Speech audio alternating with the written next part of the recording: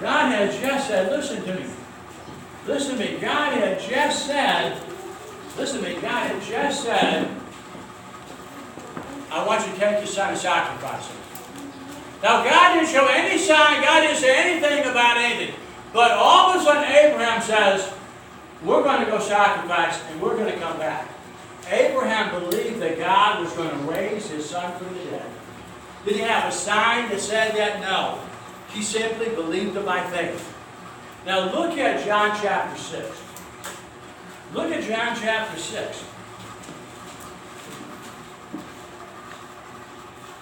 Go to John chapter 6. The Gospel of John, chapter 6.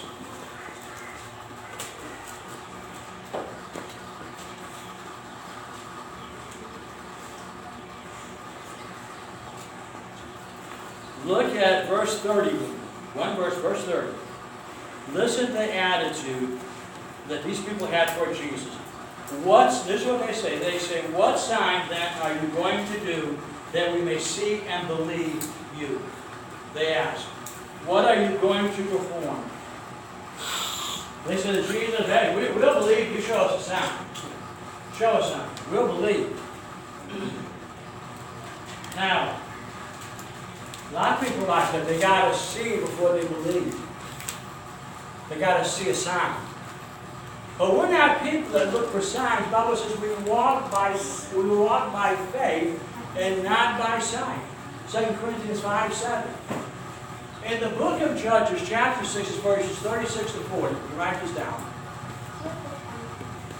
Abraham, God has said to Gideon, I'm going to defeat the Midianites through you. And God says, well, if you're really going to help me defeat the Midianites, and you're really going to be with me, I need a sign. He said, tell you what, God. He says, I'm going to put, stop. I'm going to put a fleece on the threshing floor. And I want in the morning, I want all the ground around it to be dry. Totally dry. And I want the fleece to be wet. And so the next morning I picked up the fleece and soaked it in water. And he drains it enough to fill a bowl of water up. And he says, well, God, that's pretty good. He said, but listen, I really need to be sure about this. He says, listen, tomorrow, I want all the ground to be wet and the fleece to be dry. Gideon had to have a sign. Listen to me. Most people in the Old Testament had to have signs. The Pharisees had to have signs. Abraham didn't need a sign. You know what Abraham needed? He needed a mission. Abraham needed a mission. All of you need a mission. He needed a mission. Go to Genesis chapter 14. Genesis, I want to talk about two missions that Abraham went on.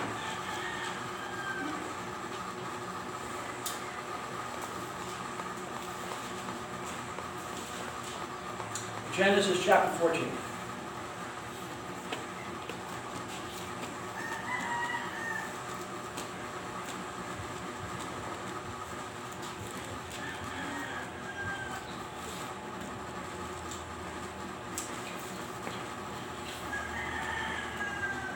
Now, Genesis 14,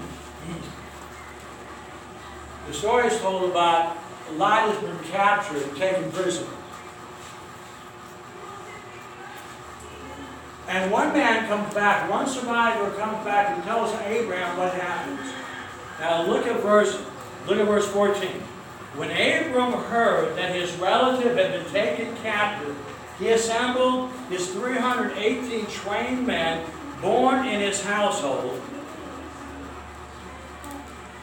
Then they went in pursuit as far as Dan. And he and his servants deployed against them by night, defeated them right over there, and pursued them as far as Hobah, to the north of Damascus. He brought back all the goods, and also his relative Lot and his goods, as well as the women and the other people. You see, what Abraham needed in his life was a mission. He didn't need a sign. He just needed a mission. A mission that God said to Abraham, Abraham, I need you to do this. But Abraham's greatest mission was the mission of faith. The mission of faith. God said to Abraham, I want you to take your son, your only son, and I want you to offer him up, and I want you to sacrifice him. The Bible says that Abraham was willing without question to offer his son in complete obedience. And when he got to the place that was willing to listen to me, he was willing to put the knife down and willing to sacrifice his son, willing to put the knife down and sacrifice his son. The angel came and said, Abraham, stop. Don't harm the Lord. Don't harm the Lord. Now, I want you to tell you, I want to share something with you. Shh, listen to me. Shh, I want you to hear me. There's something special happens to Abraham. I want you to look at verse 15 now. Look at Genesis chapter 22, verse 15. I want you to understand this. And we're going to stop right here. We're going to stop the message here. Don't worry about that. That's it. Okay. Put down, you know what it is? Put down Romans chapter 4, verse 18 to 22 right there. And take a read that. Romans chapter 4, verses 18 to 22. Now, let me now. Listen to what it says here. Everybody listen, be very careful. Then the angel of the Lord called to Abraham a second time from heaven and said, by myself I have sworn, this is the Lord's declaration. Because you have done this thing and have not held your only son, I will indeed bless you. And I will make your offspring as numerous as the stars of the sky and the sand of the seashore. Your offspring will possess the city gates of their enemies. And all the nations of the earth will be blessed by your offspring, because you have obeyed my command. Because you have obeyed my command. Here's what God does. And I want you to know. God has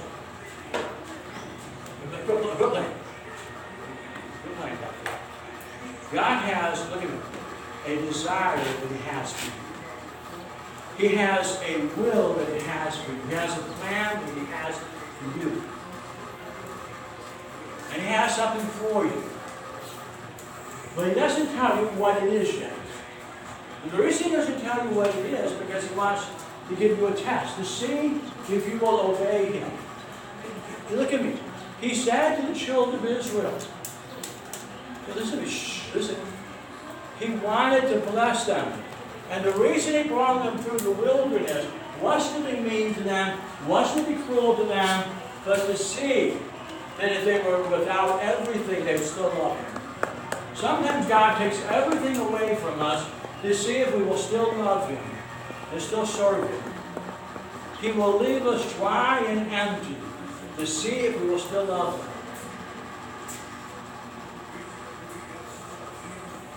God said, God had a king. David wasn't God's original king. It was Saul. And God wanted to make Saul the king forever. And He gave Saul some simple tests. But 3 times Saul failed the test. He failed the test. He failed to obey. He questioned God. He tried to obey God His way. And he tried to obey God halfway. And God couldn't bless him. But when God had Abraham obeyed God all the way, didn't question God. And when he was put to the test, he didn't say, God, you're crazy. You're out of your mind. That's just stupid, God. He just obeyed. And because he obeyed completely, he was blessed completely. Now, all of us want to be blessed in our life. All of us have dreams and aspirations and hopes for tomorrow.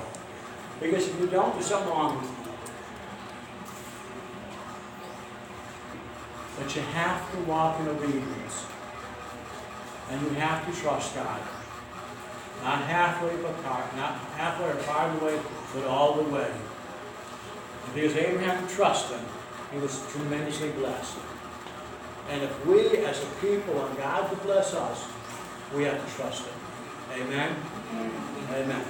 All right. I hope you learned something.